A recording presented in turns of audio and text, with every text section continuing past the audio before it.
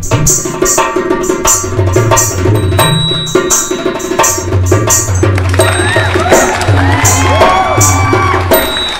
Evening viewers, আমোদরিয়া নিউজের মিউজিক্যালে আপনাদের সবাইকে স্বাগত।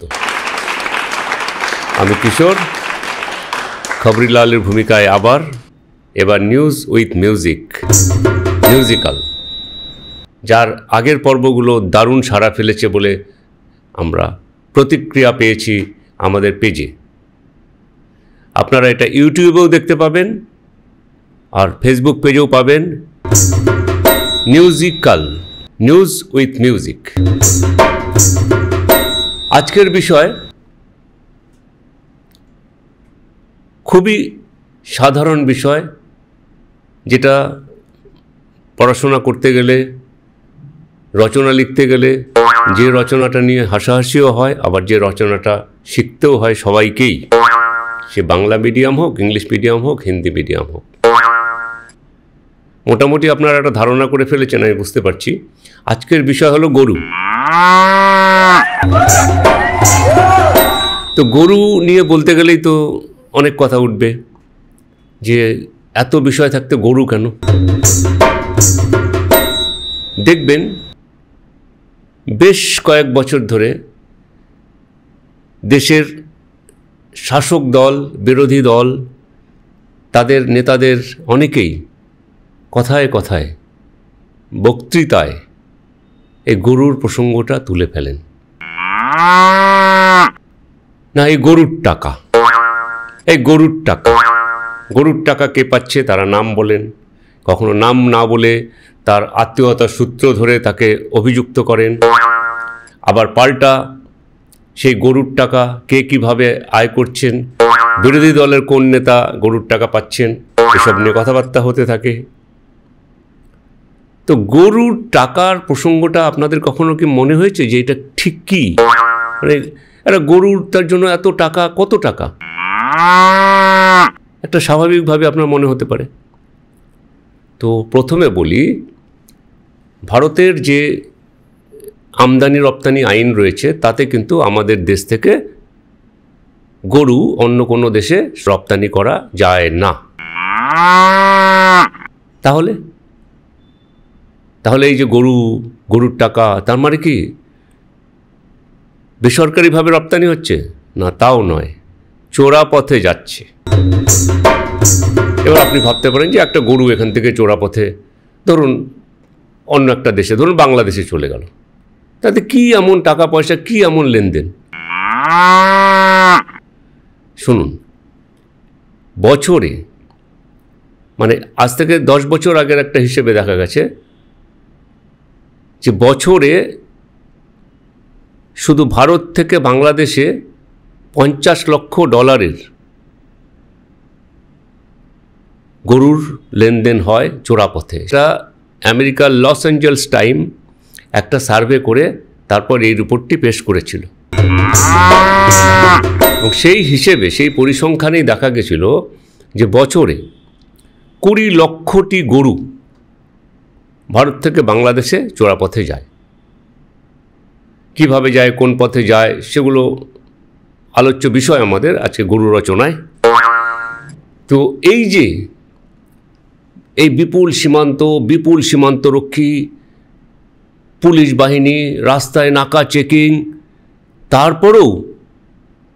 তারপরেও এই যে 20 লক্ষ গরু এক দেশ থেকে আরেক দেশে চোরাপথে যায়, এবং কিভাবে যায় সেই প্রসঙ্গেই আসবে এই রাজনৈতিক নেতাদের চাপানোতর। তার আগে এই এত পাহারা সত্ত্বেও যে গরু অনায়াসে হেঁটে হেঁটে বা গাড়িতে চড়ে এক দেশ থেকে আরেক দেশে চলে যাচ্ছে, সেই জন্য সবার এই ঘটনার সঙ্গে সংশ্লিষ্ট সকলের জন্য একটা সবাই মিলে হর্ষধ্বনি হোক। এবার ধরুন একটি গরুটির দাম আমাদের এই দেশে ধরুন 3000 টাকা। সেই গরুটি যা দেখা যাচ্ছে, যদি একটা পরব টরব হয় তখন তো আরও বেশি, সাধারণত তার 3 গুণ দাম পাওয়া যায়। সেটি চোরাপথে পাচার করলে, মানে ধরুন 3000টা আপনার 15,000 কমপক্ষে। আর পরব টরব উৎসব হলে ওটা 20,000, 22,000, 24 অবধি হয়ে যায়। বুঝতে পারছেন, একটা গরু যদি 3,000 টাকা আমি কিনে চোরা পথে পাচার করতে পারি, তাহলে আমি 15,000 টাকা পেতে পারি। তার মধ্যে যদি আমি 2-3 হাজার টাকা আমি ওই রাস্তার বাধা দূর করার জন্য খরচ করি পার গরু, তাতে কি সমস্যা? মানে কম, এক একটি গরুতে আমার 7,000 টাকা তো থাকছে। এই টাকাটা নিয়েই যত আলোচনার বিষয়, যত চাপানোতর, যত হইচই, গরুর টাকা হলো এই টাকা। তার মানে 20 লক্ষ গরুতে যদি 7,000 টাকা করে আপনার আয় হয়, আপনি ভাবুন, 7 দুগুণে 14, কত? 14 কোটি না 140 কোটি, সেই হিসেবে আপনি করে নেবেন। এই যে বিপুল টাকা, ধরুন 3 ভাবে এই গরুর এই টাকাগুলো লেনদেন হয়। প্রথম হচ্ছে, গরু পশ্চিমবঙ্গের গরু যদি হয় তাহলে একরকম, আবার ভিন রাজ্য থেকেও গরু এনে পশ্চিমবঙ্গে জড়ো হয়, কারণ আমাদের রাজ্যের সঙ্গে বাংলাদেশের সীমান্ত একটা দীর্ঘ সীমান্ত। সব জায়গায় যে দারুণ পাহারা আছে, কাটা তার আছে, তা তো নেই। খুব পর্যাপ্ত যে সীমান্তরক্ষী বাহিনী আছে সেটাও নেই, এবং সীমান্তরক্ষী বাহিনী যে সব জায়গায় পাহারা দিতে পারে তাও নয়। ফলে এই ভিন রাজ্য থেকেও গরু কিন্তু এসে পশ্চিমবঙ্গের নানা এলাকায় জড়ো হয় পাচারের উদ্দেশ্যে। এই জড়ো যেখানে হয়, তারা এটা জড়ো করবেন, সেটা সেফটি দেওয়ার জন্য একটা টাকা নেন। সেখানেও মাঝে মাঝে হানাটানা হয়, ধরা টরা পরে, গরু টরু সিজ হয়। তারপর সেই গরুগুলো আবার কোথায় যায় সেটা আমরাও জানতে পারি না, আপনারাও পারেন না, ঈশ্বরই জানেন। তো এই প্রথম পর্যায়ে হচ্ছে গরুগুলো স্টোর করা। দ্বিতীয়, এই গরুগুলোকে এক জায়গা থেকে সীমান্তের অবধি নিয়ে যেতে হবে। ধরুন বালুরঘাট থেকে একটা নিয়ে অন্য সীমান্তে নিয়ে যাওয়া হবে, বা ধরুন মালদা থেকে এটা সীমান্তে নিয়ে যাওয়া হবে, বা ধরুন কিষানগঞ্জ থেকে এসে ওটা সীমান্তে যাবে বাংলাদেশে। এই সীমান্তের রাস্তা কিন্তু খুবই ভালো, প্রতি পদে পদে পাহারার সম্ভাবনা আছে। তাহলে এখানেই হচ্ছে এই দ্বিতীয় পর্যায়ে যারা থাকেন, এই এজেন্টরা, এরা সমস্ত জায়গায় একটা সিস্টেম চালু করেন যাতে কোথাও বাধা না আসে। সেখানে ধরুন আপনি গরু প্রতি 500 টাকা দিয়ে দিলেন, কি যায় আসে? আপনি তো 3,000 টাকায় কিনে বিক্রি করছেন 15,000 টাকায়, গরু প্রতি 500 টাকা দিয়ে দিলেন রাস্তায়। আমার রাস্তায় কিন্তু আমার গরু টরু ধরা হবে না। তার জন্য একটা নির্দিষ্ট নিয়ম মেনে চলতে হবে, তাহলে হয়ে গেল। এইবার সীমান্তে তো আপনার পৌঁছে গেল, সীমান্তরক্ষীরা তো ছাড়বে না, তারা কিন্তু গরু নিয়মিত বাজেয়াপ্ত করে, প্রতি বছর তারা নিয়মিত পরিসংখ্যান দেন।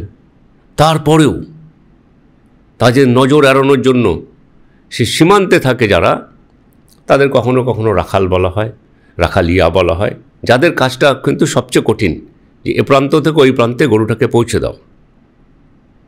মাঝে মাঝে বিএসএফের গুলিতে মারা যায়, বিজিবির গুলিতে মারা যায়, আমরা দেখি। কিন্তু তারপরেও যে বেসরকারি সংবাদ সংস্থা হিসেব দিয়েছে যে 20 লক্ষ গরু প্রতি বছরে পাচার হয় এদেশ থেকে ওদেশে, এই সীমান্তরক্ষীদের নজর এড়ানোর জন্যও একটা বন্দোবস্ত করা ছাড়া উপায় কি? এমনি সরকারি সূত্রই বলছে যে এই চোরা পথে গরু পাচার বন্ধ করার জন্য একবার সীমান্তরক্ষী বাহিনীর এক সর্বোচ্চ কর্তা বলেছিলেন যে একটু নতুন করে ভাবা হোক না, যে এক দেশ থেকে আরেক দেশে যদি আমদানি করা যায় তাহলে এটা রাজস্বটা সরকারিভাবে সরকারি খাতে আসে। আবার পক্ষান্তরে বাংলাদেশেরও এক বাংলাদেশ বর্ডার গার্ডের একজন কর্তা বলেছিলেন, হ্যাঁ এক প্রস্তাবটা তো ঠিকই, তাহলে এই সীমান্তে গোলাগুলি, তারপর এই একদম রাখালিয়াদের একটা অংশ যে মাঝে মাঝে মারা যাচ্ছে গুলিতে উভয় দিকেই, সেটাও বন্ধ হয় এবং একটা আইনি হয়। কিন্তু সেটা সম্ভব নয়, কারণ ভারতবর্ষের এটা পাচার করার আইন, সেটা এখান থেকে সরকারিভাবে রপ্তানি করার আইন সম্ভবই নয়, এই মুহূর্তে তো সম্ভবই নয়। ফলে এই যে গরুর টাকা, এই টাকা কিন্তু লেনদেন সেই কবে থেকে চলছে, চলছেই, চলবেই, এবং এটা নিয়ে চাপানোতরও চলছে, তো চলবেই। এটা ভাববেন না যে একটা সরকার ছিল আগে, ধরুন বাম সরকার, তখন গরু পাচার হতো না। এখন যে সরকার আছে ভাববেন না যে গরু পাচার হয় না, নিশ্চয়ই হয় না। হলে কেন বিরোধী দল চিৎকার করবে যে গরুর টাকা, গরুর টাকা, বা শাসক দলে কেউ বলবে ও টাকাটা পাচ্ছে না বলেই চিৎকার করছে। আমরা কিন্তু কে টাকা পাচ্ছে, কে টাকা পাচ্ছে না সেই বিষয় নিয়ে আমাদের মাথা ব্যথা নেই। আমাদের প্রশ্নটা হলো গরু। এই গরুর টাকা নিয়ে আপনার কাছে একটা প্রাঞ্জল ধারণা দেওয়ার আমরা চেষ্টা করছি যে এই গরুর টাকাটা কিভাবে আয় হয়। তার মানে এই নয় আপনাকে আমি গরু পাচার বা এটা উৎসাহিত করছি। আপনাদের একটা ধারণা থাকা দরকার, বোঝা দরকার যে বছরে যদি 20 থেকে 25 লক্ষ গরু এক দেশ থেকে আরেক দেশে চোরাপথে যায় এবং প্রতিটি গরুতে যদি 10,000 টাকা লাভ হয় এবং 10,000 টাকার মধ্যে যদি 5,000 টাকাও খরচ করা যায়, তাহলে গরু ব্যবসায়ীরা তো এক একটা গরুতে 5,000 লাভ হলে ভাবুন 25 লক্ষ গরুতে কত লাভ করে। তো সেই ব্যবসায়ীরা রাজত্ব করবেন না থেকে আপনি আমি করব? আসুন সেই ব্যবসায়ীদের জন্য একটা হর্ষধ্বনি হোক। তো গরুর বিষয়ে এবার সীমান্তরক্ষী বাহিনী, পুলিশ বা রাস্তায় যারা নজরদারি করেন, সবার সাথে কথা বললে আপনি দেখবেন তারা কিন্তু প্রচুর চেষ্টা করেন। মাঝে মাঝে দেখবেন অমুক জায়গায় 2 গাড়ি গরু ধরা হয়েছে, অমুক জায়গায় মোষ ধরা পড়েছে। মুশকিলটা হয় ধরুন 100 গরু ধরা হলো থানায়, এবার গরুগুলো রাখা হবে কোথায়? থানায় তো গরুর জন্য আলাদা লকআপ নেই। এমনি বন্দি ধরুন আপনাকে আমাকে ধরলে পরে হোটেল থেকে খাবার এনে খাওয়াবে, গরু ধরলে তো আবার ঘাস কেটে এনে খাওয়ানোর কোনো ফান্ড আছে কি? নেই। তাহলে যে ভারতীয় ন্যায় সংহিতা যেটা হয়েছে আইপিসি বদলে, সেখানে এই প্রভিশনগুলো রাখতে হবে যে থানায় গরু ধরা হবে, গরু খাওয়ানোর জন্য ঘাস কাটা হবে, ঘাস কাটার জন্য লোক রাখতে হবে, তাহলে আরেকটা কর্মসংস্থানের সুযোগ হবে। বললো কী রে, কী করিস? আমি তো পুলিশে কাজ করি। কী করিস? ঘাস কাটি। কেন? আরে ওই যে গরুগুলো ধরে। বুঝতে পারছেন, ডাইমেনশনের পরে ডাইমেনশন। যাই হোক, ওটা একটা হালকা প্রসঙ্গ। আমি গরুতে ফিরে আসি। এই গরু পাচার নিয়েই সীমান্তরক্ষী বাহিনী কিন্তু প্রতি বছর একটা হিসেব দেন যে কত তারা গরু উদ্ধার করেছেন, কতজনকে ধরা হয়েছে গরু পাচারের জন্য। তারপরেও কেন এই চাপানুতর চলে যে অমুকে গরুর টাকা নিচ্ছে, অমুকে গরুর টাকা নিচ্ছে? কই কখনো তো শুনি না যে আমরা ক্ষমতায় এলে আমরা গরুর টাকা বন্ধ করে দেব, গরু পাচার বন্ধ করে দেব, সম্পূর্ণ বন্ধ করে দেব। ব্যাপারটা অত সোজা না। মনে রাখতে হবে যে গরু পাচার বন্ধ করা অত্যন্ত দুরূহ কাজ। আরও অনেক রক্ষী লাগবে, পদে পদে রাস্তায় পাহারা দিতে হবে। সেটা তো সম্ভব না। লাস্ট যেটা আমাদের বলার, এই গরুর পাচারের সঙ্গে আমাদের চেনা জানা রাজনৈতিক নেতারা কেউ যুক্ত নন বলে আমি মনে করি। কারণ যুক্ত হলে তাদের বিরুদ্ধে এতদিন কোনো মামলা হতো, সেই মামলার জেরে তাদের বিরুদ্ধে প্রমাণ দাখিল হতো। শুধু আমি একটা সভায় গিয়ে বলে দিলাম যে অমুকে গরুর টাকা নেয়, অমুকে গরুর টাকা নেয়। আরে ভাই, গরুর টাকা কিভাবে নেয়? ক্যাশে নেয় না চেকে নেয় নাকি ইউপিআই নেয়? এটা বললে তো হবে না, প্রমাণ করতে হবে। এরম নয় তো যে একসময় আমি গরুর টাকা তুলে দিতাম সেই জন্য আমি জানি, তাহলে সেইটা তো বলছেন না। তো আমরাও চাই গরু রচনার মতো একটা সাদামাটা রচনা আমরা চাই না। আমরা চাই যে সত্যিই যদি গরু পাচার হয়ে থাকে, লস অ্যাঞ্জেলস টাইম যেরকম বলছে যে প্রচুর গরু পাচার হয় প্রতি বছর এদেশ থেকে অন্য দেশে, সেটা যদি হয়ে থাকে তাহলে এর সঙ্গে কোথায় কিভাবে এই সিন্ডিকেট কাজ চালাচ্ছে সেটা সামনে আসুক। যে নেতারা চিৎকার করছেন সভা সমিতিতে, বলছেন গরুর টাকা গরুর টাকা গরুর টাকা, তারা সামনে এসে বলুন না যে হ্যাঁ আমার কাছে এই তথ্য আছে। বা তারা যদি সীমান্তরক্ষী বাহিনী যে সরকারের অধীনে সেই সরকারের প্রতিনিধি হন, তাহলে তারা সেইভাবে প্রমাণ দাখিল করুন। সেটা না করে খালি চিৎকার করলে তো হবে না, তাহলে আমরা একটু কনফিউজড হয়ে যাবো, আমরা আমজনতা। কাজে গরু কিন্তু আমাদের জীবনের অঙ্গ। সেই ছোটোবেলার থেকে আমরা গরু রচনা লিখে এসেছি, আর এখন নেতারা এই গরু রচনা আমাদের সামনে অন্যভাবে লিখে চলেছেন। কাজেই দিনের শেষে এই গরু রচনাটা অন্যভাবে লেখার জন্য এই রাজনৈতিক নেতাদের জন্য একটা জোরদার হর্ষধ্বনি হোক।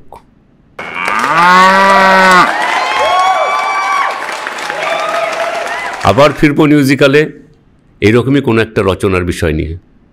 আপনারা ভালো থাকবেন। আমোদরিয়া আপনাদের সঙ্গে আছে, আপনারা আমোদরিয়ার সঙ্গে থাকুন। নমস্কার।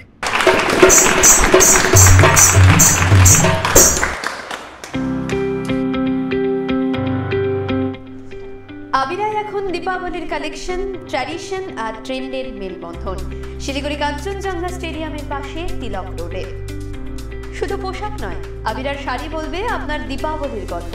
শিলিগুড়ি কাঞ্চনজঙ্ঘা স্টেডিয়ামের পাশে তিলক রোডে। এই দিওয়ালিতে আবিরার শাড়ি আপনাকে চায়, তার কারণ আপনি স্টাইলিশ ও আত্মবিশ্বাসী। শিলিগুড়ির কাঞ্চনজঙ্ঘা স্টেডিয়ামের পাশে তিলক রোডে। আবিরার একটা শাড়ি, হাজারটা কমপ্লিমেন্ট। শিলিগুড়ির কাঞ্চনজঙ্ঘা স্টেডিয়ামের পাশে তিলক রোডে।